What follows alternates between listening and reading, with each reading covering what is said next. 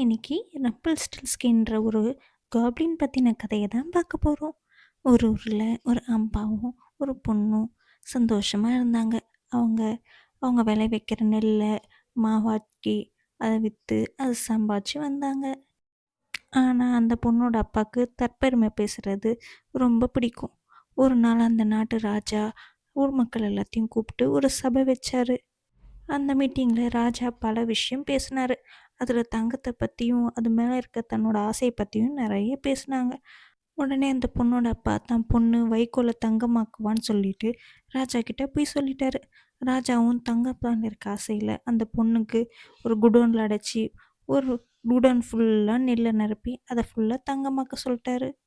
அந்த பொண்ணுக்கு அந்த மாரி சக்தியே இல்ல. ஆனா என்ன பண்றதுன்னு வருத்தப்பட்டுட்டு இருந்தப்ப, ஒரு குட்டி காப்ளின் வந்துச்சு. அந்த குட்டி காப்ளின் அந்த வைக்கோல் எல்லாத்தையும் தங்கமாக்கிடுச்சு. அடுத்த நாள் காலையில ராஜா வந்து பார்க்கும்போது, குடோன் ஃபுல்லா தங்க காயினா இருந்துச்சு. மறுபடியும் குடோன் ஃபுல்லா வைக்கோல் நிரப்பி அதையும் மாத்த சொல்ட்டாரு. இந்த வாட்டி அந்த பொண்ணுக்கு என்ன பண்றதுன்னு தெரியாம ரொம்ப அழுதா. மறுபடியும் அந்த குட்டி காப்ளின் வந்து அந்த வைக்கோல் எல்லாத்தையும் தங்கமா மாத்துச்சு. ஆனா அதுக்கு பதிலா அவ போட்டிருந்த ஒரு நகைய வாங்கிக்கிட்டா. அடுத்த நாள் காலையில ராஜா வந்து பார்க்கும்போது, மறுபடியும் குடோன் ஃபுல்லா தங்கமா இருந்துச்சு. மறுபடியும் வைக்கோல் நிரப்பி இதையும் மாத்த சொன்னாரு. இந்த வாட்டி வேற வழியே இல்லன்னு நெனச்சா. ஆனா அந்த குட்டி கோப்ளின் மறுபடியும் வந்து எல்லாத்தையும் தங்கமாக்குச்சு. ஆனா அதுக்கு பதிலா அவளுக்கு பொறக்கிற குழந்தைய தனக்கு குடுக்கணும்னு சொல்லி கேட்டுக்கிச்சு. வேற வழி இல்லாம அதுக்கு சம்மதிச்சுட்டா. ராஜாவும் அவள ரொம்ப பிடிச்சு போய் அவள கல்யாணம் பண்ணிக்கவும் ஒத்துக்கிட்டு கல்யாணமும் பண்ணிக்கிட்டாரு. கொஞ்ச நாள்ல அவங்களுக்கு குழந்தையும் பொறந்துச்சு. அந்த குழந்தை பொறந்த சந்தோஷத்துல அவ காப்ளினுக்கு குடுத்த ப்ராமிஸ மறந்துட்டா. திடீர்னு ஒரு நாள் கோப்ளின் அவ வீட்டுக்கு வந்துச்சு. அந்த காப்ளின் தன்னோட குழந்தைய கேட்ட உடனே பதறி போய், "வேற என்ன வேணா கேளு நான் குடுக்குறேன். ஆனா என் குழந்தைய விட்டுடுன்னு" சொல்லி கெஞ்சினா.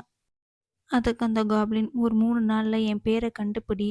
இல்லன்னா உன் குழந்தைய தூக்கிட்டு போயிடுவேன்னு" சொல்லி ஓடிடுச்சு.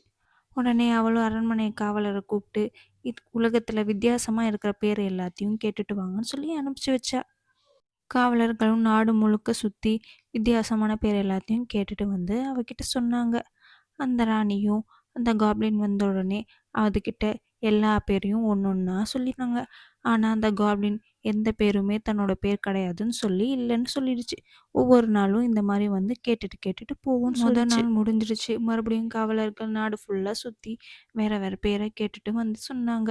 இளவரசியும் அந்த பேர் எல்லாத்தையும் கேட்டுட்டு மறுபடியும் காப்ளின் கிட்ட கேட்டாங்க. காப்ளின் இந்த பேரும் இல்லைன்னு சொல்லி 2வது நாளும் சொல்லிடுச்சு. கடைசி நாளுன்றதுனால தானே இறங்கி போய் தேடுறேன்னு சொல்லிட்டு இளவரசி மாறு வேஷத்துல ஊருக்குள்ள போனாங்க. அப்போ காட்டுக்குள்ள ராணி போயிட்டு இருக்கும்போது அங்க அந்த குட்டி காப்ளின் இருந்துச்சு. அதை மறைஞ்சிருந்து பார்த்தாங்க. அப்ப அந்த காப்ளின் ஜாலியா பாட்டு பாடிட்டு இருந்துச்சு. அது என்ன பாட்டு பாடிட்டு இருந்துச்சுன்னா, நான் தான் ரம்பிள் ஸ்கின், நான் தான் ரம்பிள் ஸ்கின், எனக்கு இன்னைக்கு நைட்டு பெரிய விருந்து கிடைக்க போகுது, நான் தான் ரம்பிள் ஸ்கின் அப்படின்னு பாடிட்டு இருந்துச்சு.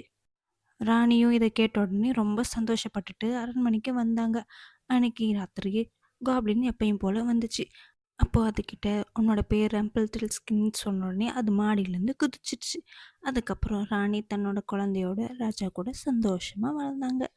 அவ்வளோதான். கதை நல்லா இருந்துச்சா? மீமி, தீகு, தூங்கலாமா? Good night.